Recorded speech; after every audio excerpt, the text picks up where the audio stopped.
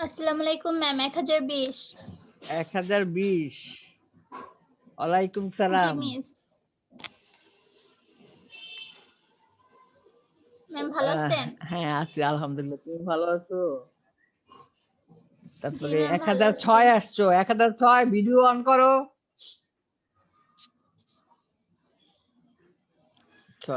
Samia Akter roll number কত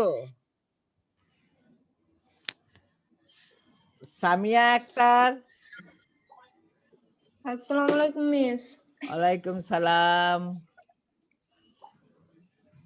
আশা আক্তার 1029 সামিয়া জি তোমার ma'am roll number কত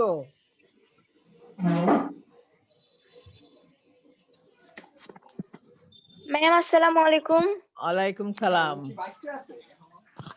ম্যাম আসসালামু আলাইকুম ওয়ালাইকুম সালাম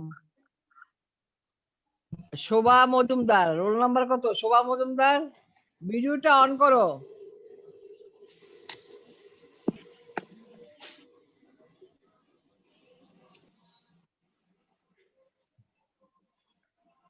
শোভা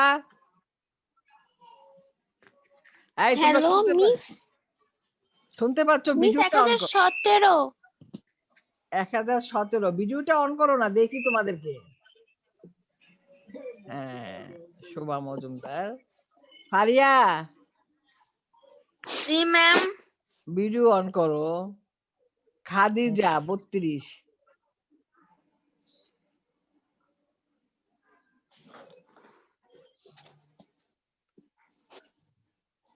আচ্ছা এখন তাহলে তোমরা কে কে আসছো 1020 6 29 1 13 17 32 ম্যাম আসসালামু আলাইকুম হ্যাঁ ওয়ালাইকুম আসসালামু আলাইকুম ম্যাম হ্যাঁ 32 36 আছে মিস 1028 28 ম্যাম আমারটা দিয়েছেন 36 দিয়েছি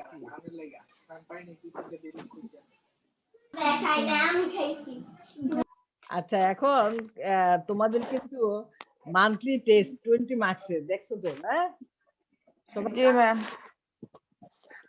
20 মার্কসের মান্থলি টেস্ট হবে হ্যাঁ এখন তিনটা চ্যাপ্টারের উপরেই নিব তিনটা চ্যাপ্টার তোমার শেষ আরেকটু পড়াবো স্বাধীনতা ওই 3 নাম্বার চ্যাপ্টারটা যেটা নাকি তোমার মূল্যবোধ আইন এবং স্বাধীনতা ও সাম্য হ্যাঁ এই চ্যাপ্টারটা আজকে লাস্ট একটু স্বাধীনতা নিয়ে একটু আলোচনা করব আর তাছাড়া চ্যাপ্টার তো অনেক অনেক পড়ানো হয়েছে হ্যাঁ এখন প্রথম চ্যাপ্টারে আচ্ছা একটু তোমরা ইয়ে করো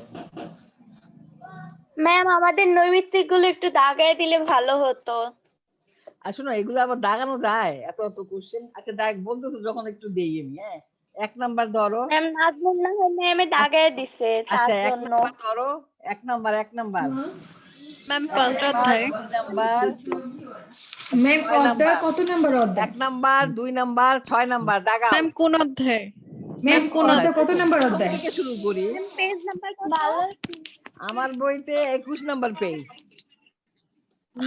ম্যাম পরিণীতি ইংরেজি প্রতিশব্দ এটা হ্যাঁ পরিণীতি ইংরেজি প্রতিশব্দ কি এখান থেকে শুরু হ্যাঁ 1 নাম্বার 2 নাম্বার 6 নাম্বার দেখছো ম্যাম এক ম্যাম সবাইকে মিউট করতে বলেন কিছু শোনা যায় না ক্লিয়ার এই ভাবে সবাই মিউট করো শুধু আমি আর বলছি ভাই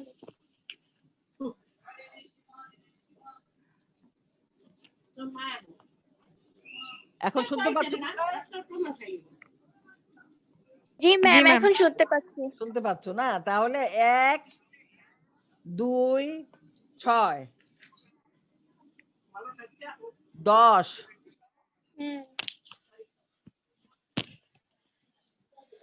12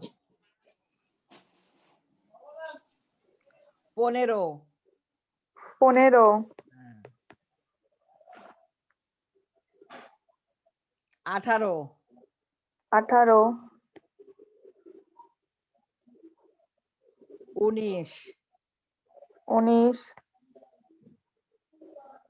20 ও ধরো 20 আর যাই হোক 27 27 32 32 ম্যাম 19-এর পরে কি বলছেন? 27 32 19-এর পর তো 20ও বলছি, 20 27 32 ঠিক আছে। জি ম্যাম। জি ম্যাম। 34 34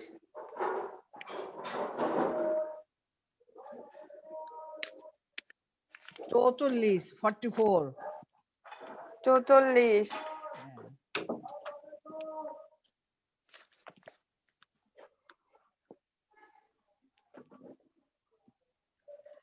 56 56 হ্যাঁ। 53টাও নাও। জি ম্যাম। 53 56 53 56 ম্যাম 56 এর পরে আর কি বললেন? 62 নাও। 62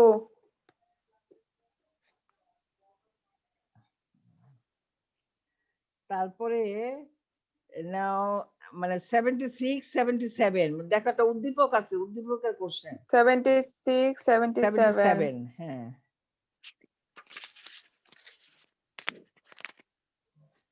94 নাও। 94 4 হ্যাঁ। কয়টা হয়েছে এই চ্যাপ্টারে? 1 2 3 4 5 6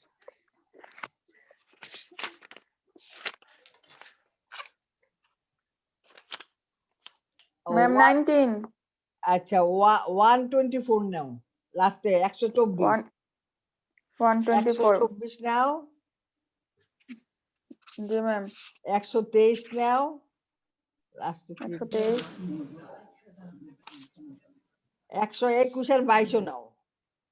121 122 শেষ। এবার জি 2 ম্যাম। নম্বর চ্যাপ্টারে যাও। জি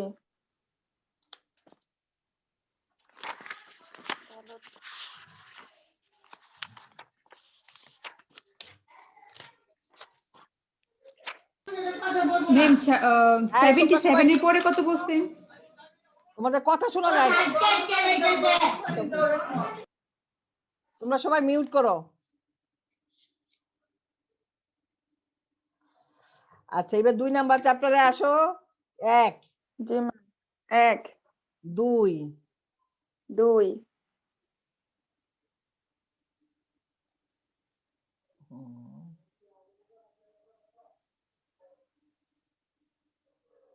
11 11 এখানে আসো 9 আর 10 একটা উদ্দীপকের কোশ্চেন আছে, এটা নাও। 9 10 14 নম্বরও আসো নাও। 14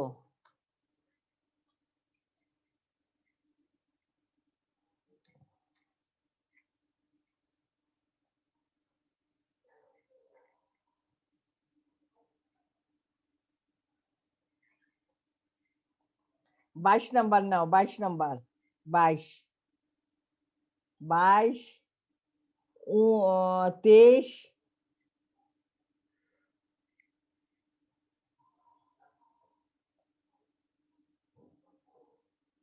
27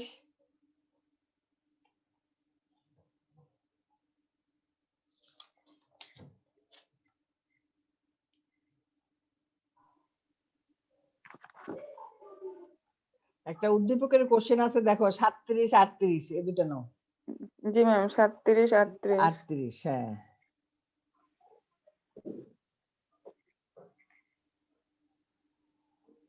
উদ্দীপকের একটা কোশ্চেন আছে দেখো 40 41 নাও। 40 41 হ্যাঁ। 43 43 43 হ্যাঁ।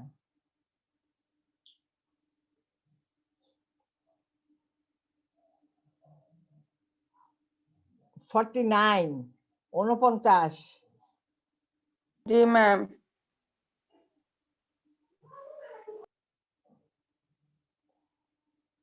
57 57 57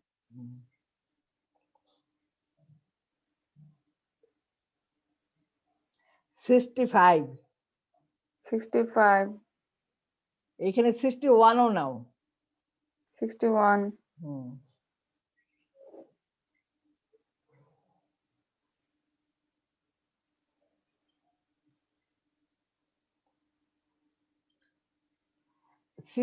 এ যাও, মানে একটা উদ্দীপক আছে দেখো, এই উদ্দীপকের কোশ্চেন 68, 68, 69 69, 69 উদ্দীপকের কোশ্চেন। জি ম্যাম, জি,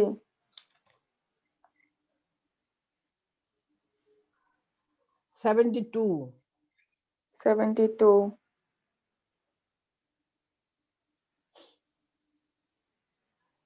76, 76,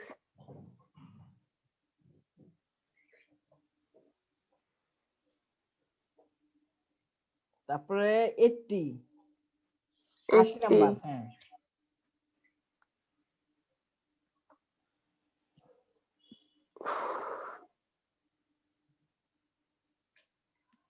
এইটটি নাইনে যাও, 59, 89, 80 মানে লাস্টে যাও, হ্যাঁ। জি ম্যাম, 89,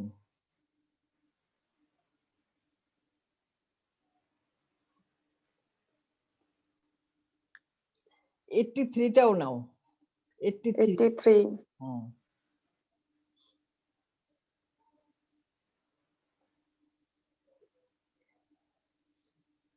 আচ্ছা, গেল 2 নাম্বার চ্যাপ্টার, হ্যাঁ। এবার 3 জি নাম্বার ম্যাম, চাই। জি,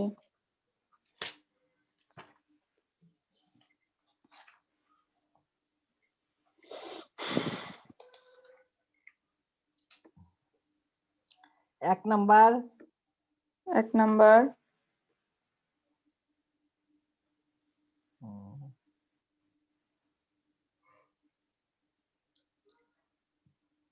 4 নাম্বার, 5 4, নাম্বার, হ্যাঁ, 1, 4, 5, 5। জি ম্যাম,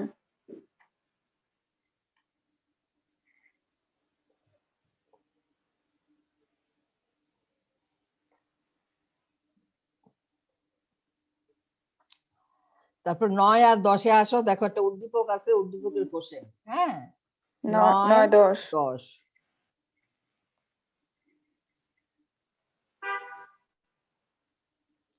15, 15, 17 নাও, 17, 17,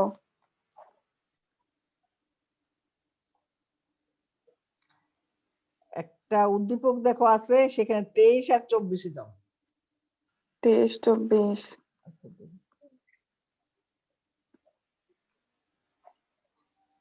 আচ্ছা, 21 আর 22-ও থাকো, 21 আর 22-ও নাও। 21, 22, তারপরে আসো 31 নাম্বার, 31, 29 নাম্বার, 29,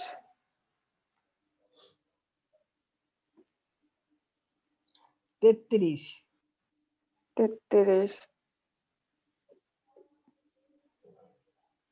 37, 37,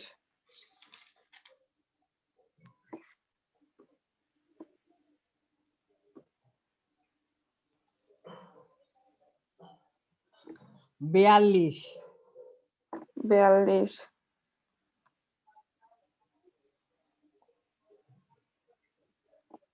45, 54, 54, 59, 59, 59,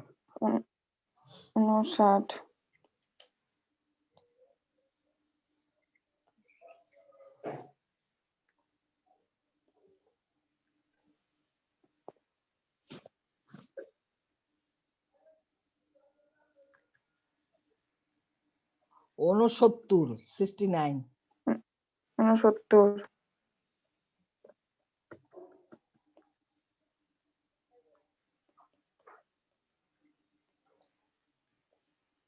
73,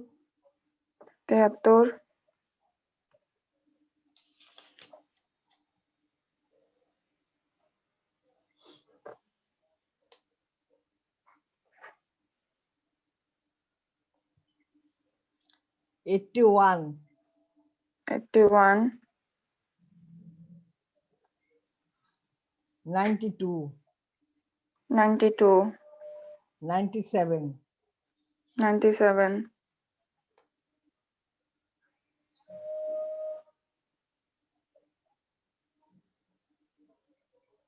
117, 117,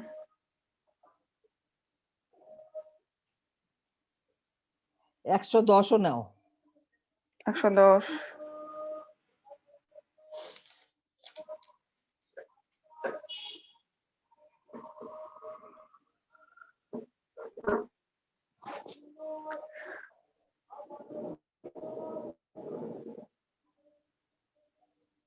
132, 132,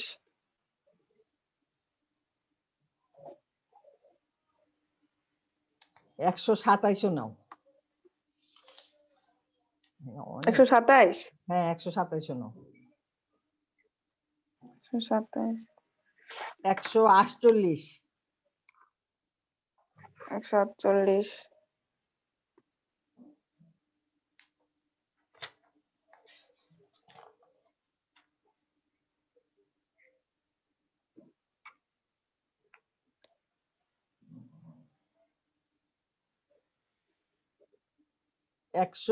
159 মানে 59, 159। দেখো একটা ছোট্ট 159, হ্যাঁ, জি ম্যাম,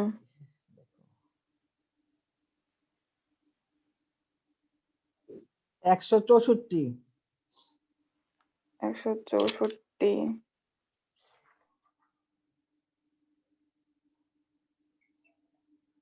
166।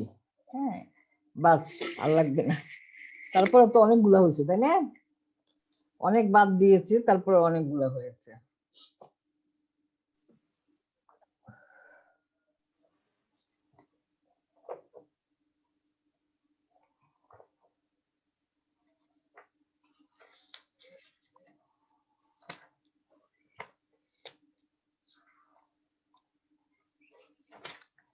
ঠিক আছে, তাহলে আজকে আমরা ক্লাসে চলে যাই, কেমন? জি ম্যাম, হ্যাঁ, জি, আজকে আমরা একটু স্বাধীনতা ও সাম্য সম্পর্কে একটু আলোচনা করব বাস।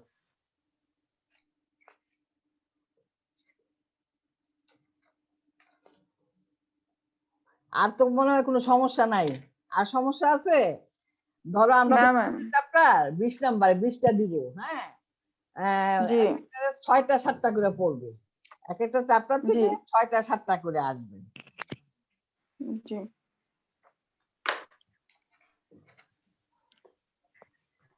এখন স্বাধীনতা মানে লিবার্টি এবং ইকুয়ালিটি, সাম্য, বুঝছো? এখন এই এটা পড়ার পরে আমরা কি জানতে পারতেছি, স্বাধীনতা কি বা বলতে কি বুঝো, স্বাধীনতার বিভিন্ন রূপ এবং স্বাধীনতার রক্ষা কবচ, সাম্যের সংজ্ঞা বলো, সাম্যের শ্রেণী বিভাগ, হ্যাঁ এগুলো সম্পর্কে আমরা জানতে পারবো।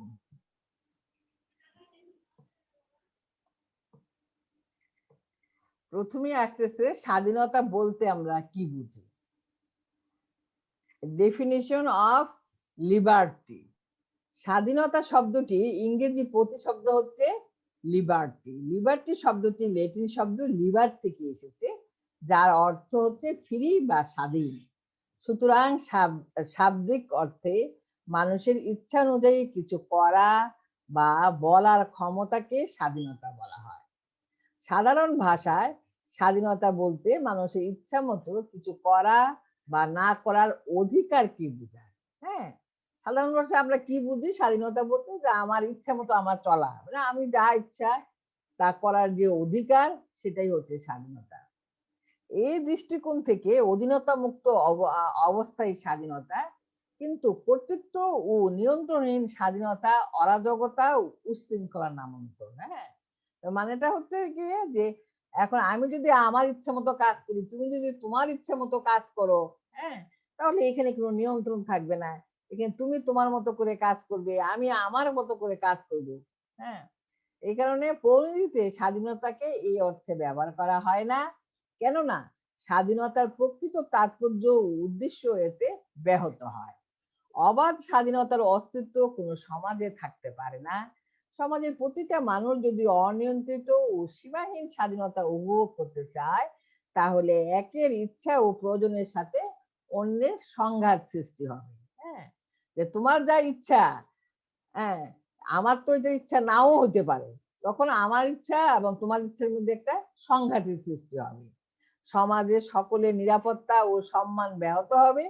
তাই সমাজের সকল সদস্যের সর্বাঙ্গীন কল্যাণ নিশ্চিত ও নিশ্চিত নিরাপত্তা বিধানের জন্য ব্যক্তির আচার আচরণের উপর নিয়ন্ত্রণ আরোপ করা আবশ্যক। অতএব ব্যক্তির ব্যক্তিত্ব বিকাশের উপযোগী অনুকূল সামাজিক ব্যবস্থা বা পরিবেশই হচ্ছে স্বাধীনতা। স্বাধীনতা অর্থ যা কিছু করার ক্ষমতা নয়। হ্যাঁ, তাহলে আমরা পরিধিতে আমরা বলতে পারি না যে যা ইচ্ছা তা করা।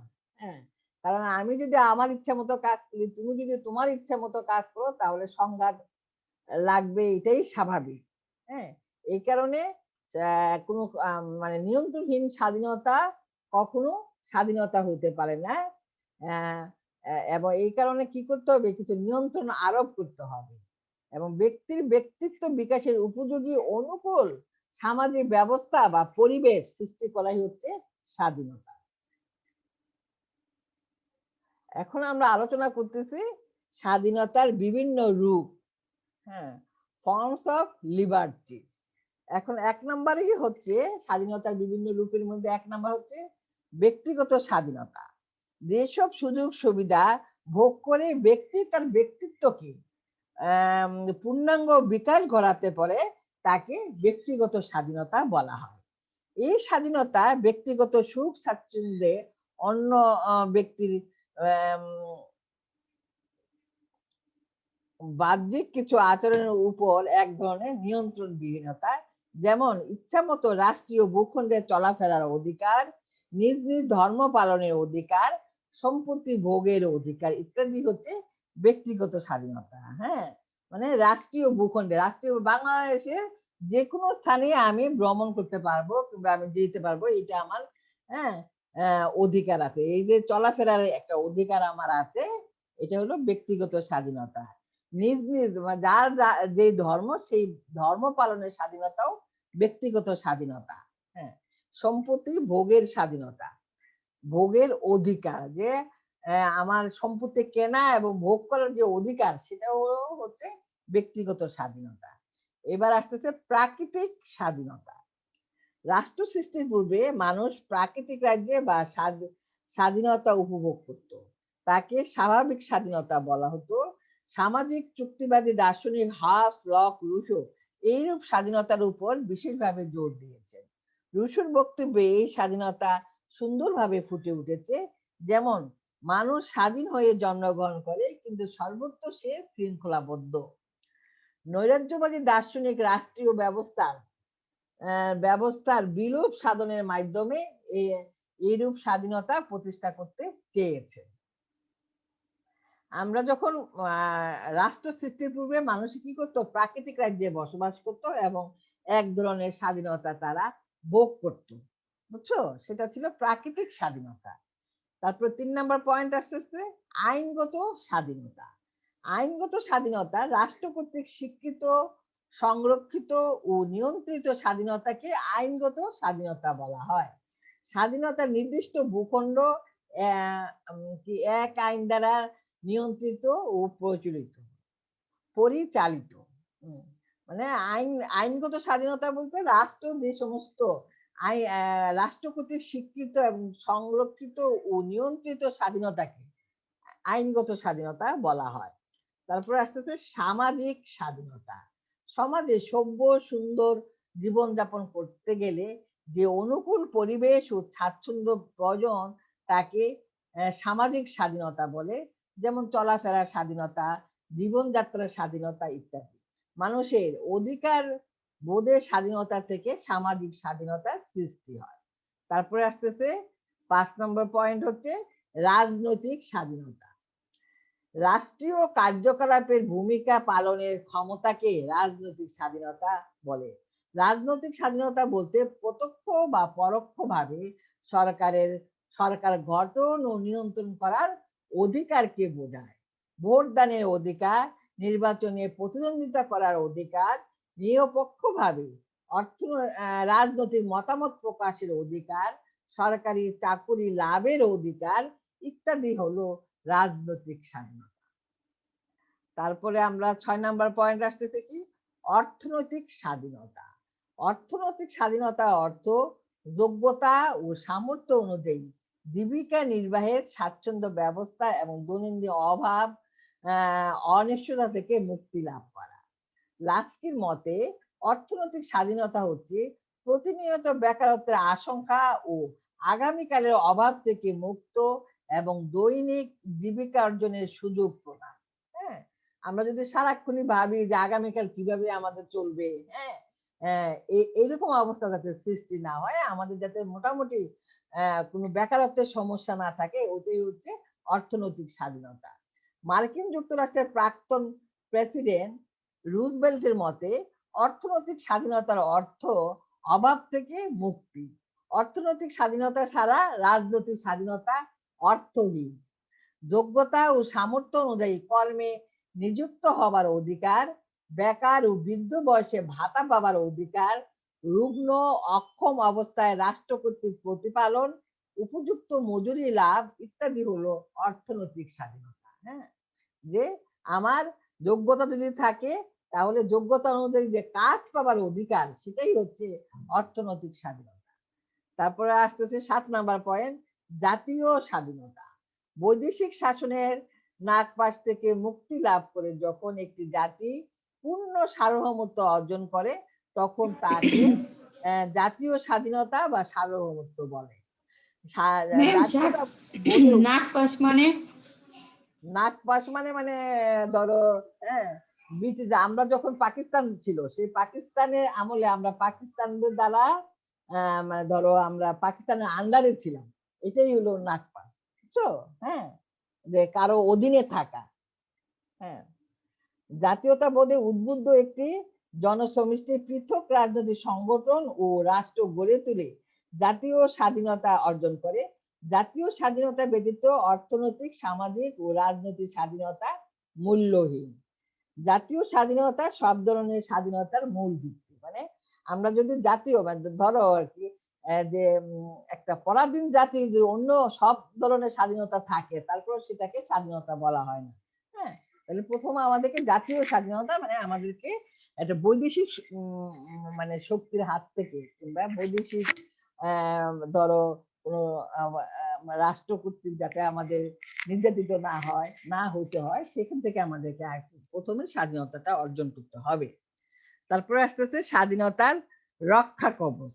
হ্যাঁ, স্বাধীনতা একটা, আমরা ছোটবেলা তোমরা একটা ভাব সমস্যা পড়ছো, এখনো হয়তো বা বলো যে স্বাধীনতা রক্ষা করার চেয়ে স্বাধীনতা অর্জনের চেয়ে রক্ষা করা বেশি কঠিন, তাই না?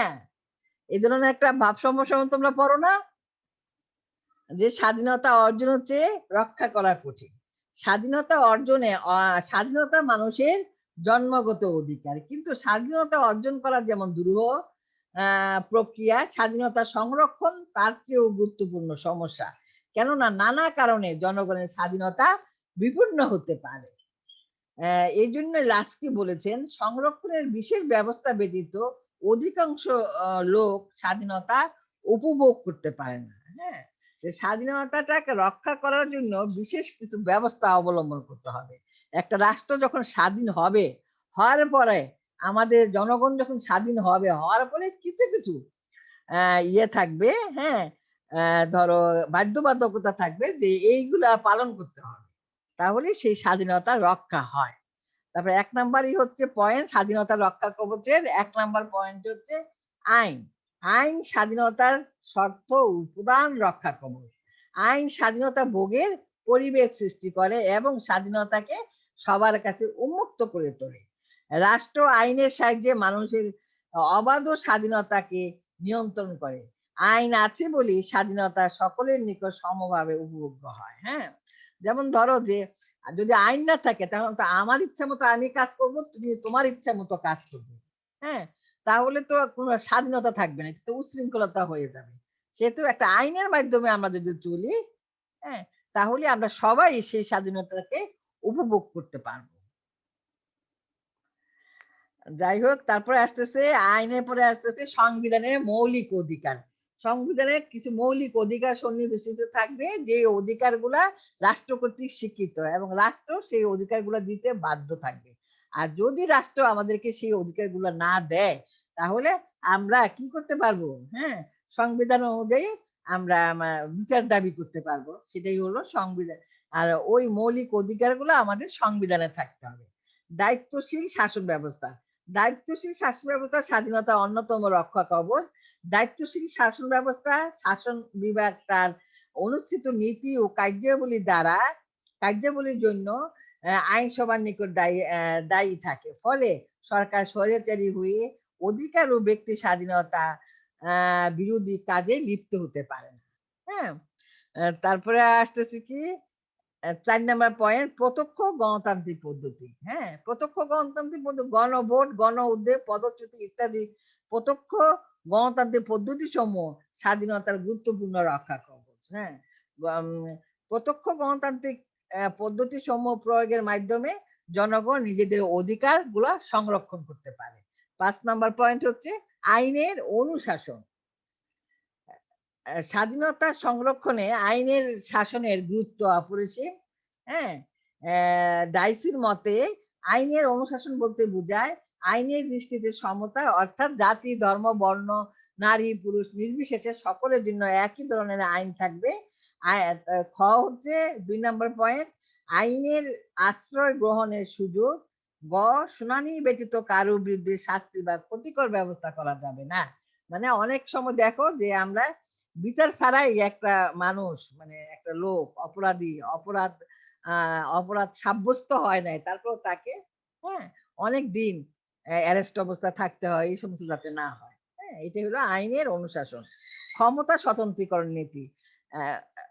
স্বাধীনতা আরেকটা গুরুত্বপূর্ণ উপাদান হচ্ছে ক্ষমতা স্বতন্ত্রীকরণ নীতি। ক্ষমতা স্বতন্ত্রীকরণ বলতে বোঝায় কি, যে আইন বিভাগ, শাসন বিভাগ এবং বিচার বিভাগ, ৩টা বিভাগের কাছে ক্ষমতা থাকবে এবং আইন বিভাগের ক্ষমতা শাসন বিভাগ নিয়ন্ত্রণ করতে পারবে না, আবার শাসন বিভাগের ক্ষমতা বিচার বিভাগ নিয়ন্ত্রণ করতে পারবে না, এবং ৩টা বিভাগ সম্পূর্ণ স্বাধীন থাকবে। এটাই হলো ক্ষমতা স্বতন্ত্রীকরণ নীতি। তারপরে আসতেছে বিচার বিভাগীয় স্বাধীনতা। বিচার বিভাগকে যদি নিরপেক্ষ ও স্বাধীন করে গড়ে তোলা যায়, তাহলে ব্যক্তি স্বাধীনতাকে স্বেচ্ছাচারিতার লোভ আগ্রাসন থেকে মুক্ত করা যায়। হ্যাঁ, মানে যদি বিচার বিভাগ সম্পূর্ণ স্বাধীন থাকে, যদি কোনো নিয়ন্ত্রণ না থাকে, শাসন বিভাগের নিয়ন্ত্রণ না থাকে, তাহলে বিচার বিভাগ তার নিজের মতো করে কাজ করতে পারে। এটাই বলা হইতেছে বিচার বিভাগীয় স্বাধীনতা। তারপরে আসতেছে ক্ষমতার বিকেন্দ্রীকরণ। রাষ্ট্রের শাসন ক্ষমতা কেন্দ্রের উপর এককভাবে বা চূড়ান্তভাবে ন্যস্ত না করে স্থানীয় স্বায়ত্তশাসিত সংস্থা, বিভিন্ন পেশাগত ও কার্যভিত্তিক গোষ্ঠীর উপর অর্পণ করা যেতে পারে। হ্যাঁ, যেমন ধরো যে সমস্ত ক্ষমতা কেন্দ্রের কাছে না থেকে, হ্যাঁ, যেমন ধরো ইউনিয়ন পরিষদ, এটা সেটার উপর যদি কিছু ক্ষমতা আর কিংবা জেলা সমূহের উপর যদি কিছু ক্ষমতা হস্তান্তর করা যায়, তাহলে স্বাধীনতা সংরক্ষিত হয়। তারপরে ৯ নাম্বার পয়েন্ট আসতেছে কি, সামাজিক ন্যায় বিচার। সমাজে ন্যায় বিচার প্রতিষ্ঠিত হলে স্বাধীনতা ও সামাজিক মূল্যবোধ রক্ষা পায়। হ্যাঁ, ১০ নাম্বার সাম্য। সাম্য ও স্বাধীনতা একে অপরের সহায়ক ও পরিপূরক। স্বাধীনতা ভোগ করতে চাইলে সাম্য প্রতিষ্ঠা করতে হবে। তারপরে ১১ নম্বর পয়েন্ট আসতেছে সুসংগঠিত দল ব্যবস্থা। সুশৃঙ্খল ও সুসংগঠিত দল ব্যবস্থা স্বাধীনতার অন্যতম রক্ষা কবচ। আধুনিক গণতন্ত্রে রাজনৈতিক দলের গুরুত্ব অপরিসীম। বিরোধী দল সমূহ সরকারের কার্যাবলীর প্রতি তীক্ষ্ণ দৃষ্টি রাখে এবং সরকারের জনস্বার্থ বিরোধী কাজের তীব্র নিন্দা করে। তারপর আসতেছে কি ১২ নম্বর পয়েন্ট, সাংবিধানিক সরকার। সাংবিধানিক সরকার স্বাধীনতার নিশ্চয়তা বিধান করতে পারে। স্বাধীনতাকে অর্থবহ করে তুলতে হলে সাংবিধানিক প্রাধান্য ও সাংবিধানিক সরকার প্রতিষ্ঠা করতে হবে। হ্যাঁ, তারপরে আসতেছে ১৩ নম্বর, সরকার ও জনগণের মধ্যে সুসম্পর্ক। স্বাধীনতাকে উপভোগ করতে হলে সরকার এবং জনগণের মধ্যে সুসম্পর্ক থাকা আবশ্যক। জনগণের দ্বারা নির্বাচিত সরকারের মুখ্য উদ্দেশ্য থাকে জনকল্যাণ সাধন করা। এই সত্য সরকার ও জনগণ উভয়কে উপলব্ধি করতে হবে। যদি উভয় পক্ষের মধ্যে সুসম্পর্ক, সহযোগিতা ও সম্প্রীতি বিরাজ না করে তবে স্বাধীনতা ব্যাহত হয়। 14 নম্বর পয়েন্ট, সদা জাগ্রত জনমত। কি স্বাধীনতার সর্বশ্রেষ্ঠ রক্ষা কবচ হলো সদা জাগ্রত জনমত, অর্থাৎ নাগরিকদের সতর্ক ও সজাগ দৃষ্টি। স্বাধীনতা প্রিয় জনগণকে সর্বদা সজাগ ও সচেতন থাকতে হবে, যেন স্বাধীনতার উপর হুমকি না আসে। যে কোনো মূল্যে প্রয়োজন বোধে চরমতম ত্যাগ স্বীকারের মাধ্যমে স্বাধীনতা সংরক্ষণের মানসিক প্রস্তুতি তাদের থাকতে হবে। নিজের অধিকার ও স্বাধীনতা রক্ষায় সচেতন, আগ্রহী ও সাহসী না হলে বাহ্যিক কোনো পদ্ধতির দ্বারা স্বাধীনতা রক্ষা করা সম্ভব নয়। হ্যাঁ, স্বাধীনতাকে যদি আমরা অর্থবহ করে তুলতে চাই তাহলে অবশ্যই আমাদের সদা জাগ্রত জনমত মানে জনগণকে সচেতন থাকতে হবে। এবং সরকার যদি স্বাধীনতা বিরোধী কোনো কার্যে লিপ্ত থাকে তাহলে জনগণকেই, বুঝছো, কি করতে ঐক্যবদ্ধভাবে সেটার বিরোধিতা করতে হবে। এটাই হচ্ছে সদা জাগ্রত জনমত। আমি আগামী ক্লাসে বুধবার দিন যে ক্লাস হবে সেই ক্লাসে আমি একটু সাম্য সম্পর্কে আলোচনা করব এবং তোমাদের যে কোশ্চেন গুলো আমি দিছি বহু নির্বাচনী, সেই বহু নির্বাচনী কোশ্চেন গুলো তোমাদেরকে আমি ক্লাসে ধরবো, বুঝছো, একটা একটা করে ধরবো। হ্যাঁ জি ম্যাম। হ্যাঁ, বুধবার দিন যে ক্লাসটা হবে। জি ম্যাম। আর আমি চাচ্ছি যে আগামী সোমবার, বুঝছো, পরীক্ষাটা নিতে। ঠিক আছে, আজকে সোমবার, আগামী সোমবার কোন সমস্যা? আগামী সোমবার তাহলে কত তারিখ, কি বার? আগামী সোমবার কত তারিখ? 14 তারিখ মনে হয়, দেখো ক্যালেন্ডার। জি ম্যাম, 14 তারিখ। 14 তারিখ। হ্যাঁ, তাহলে তোমাদের সময় পেলে তোমরা পুরো 7 দিন। ঠিক আছে, কোনো সমস্যা হবে না জি ম্যাম। না ম্যাম। আগামী বুধবার দিনে আমি সবগুলা পড়া তোমাদের ধরবো, তারপরে সোমবার দিনে আমি তোমাদের সবাই খাতায় লিখে ফেলো আগামী সোমবার 14 তারিখে পরীক্ষা, মান্থলি পরীক্ষা। হ্যাঁ, 11:30। ঠিক আছে, জি ম্যাম। এখন তোমরা কে কে উপস্থিত ছিলে? 20, 6, 29, 1, 13, 17, 32, 36, 28। আর আছে কেউ? 1, 2, 3, না ম্যাম। 9। আচ্ছা, 9 জন তোমরা উপস্থিত আছো। আর পরীক্ষায় কিন্তু সবাই পরীক্ষা দিবা, কারণ পরীক্ষার মার্কগুলো কিন্তু বোর্ড যে কোনো সময় আমাদের কাছ থেকে চাবে। কারণ এখন যেহেতু তোমাদের কোনো অফলাইন হচ্ছে না, হ্যাঁ, এই অনলাইনের পরীক্ষাগুলোই তারা আমাদের কাছ থেকে চাবে। আর তোমাদের বেতন মায়না তোমরা অবশ্যই জমা না, বেতন মায়না ক্লিয়ার করে দিবা, মাসেরটা মাসে দিয়ে দিবা। মাসেরটা মাসে যদি দিয়ে দাও তাহলে আর কোনো সমস্যা থাকে না, আর না হয় জমাইয়া ফেললেই সমস্যা। ম্যাম আমি জুলাই মাসে ভর্তি হয়েছি না, জুলাই মাস থেকে আমার এই মাস পারো, পর্যন্ত 6 মাসের বেতন তোমরা সবাই যতদূর পারো, যদি 2 মাস 3 মাস জমে যায় তাহলে তুমি যতদূর পারো কলেজে যেয়ে কথা বলে তোমরা কিস্তি দিতে দাও, সমস্যা নাই, তোমরা বেতন মানে ক্লিয়ার করে ফেলবে। ঠিক আছে, জি ম্যাম। সব ক্লিয়ার করে তারপরে পরীক্ষাটা। আর কেউ কি পরীক্ষার ডেট তোমাদেরকে কোনো মিস স্যার পরীক্ষার ডেট দিয়েছে? না ম্যাম, এখন দেয় না, মানে আজকে হওয়ার কথা ছিল, হয়নি। আচ্ছা ঠিক আছে, তা তোমরা কিন্তু ভালো করে পড়বা, সবগুলা কোশ্চেন ভালো করে পড়বা। হ্যাঁ, আমি চাই সবাই যাতে আউট অফ 20। ঠিক আছে, তাহলে আজকের মতো এখানে বিদায় নিচ্ছি। খোদা হাফেজ। হ্যাঁ, আগামী আসসালামু আলাইকুম ম্যাম। হ্যাঁ, আচ্ছা ঠিক আছে। আসসালামু আলাইকুম ম্যাম।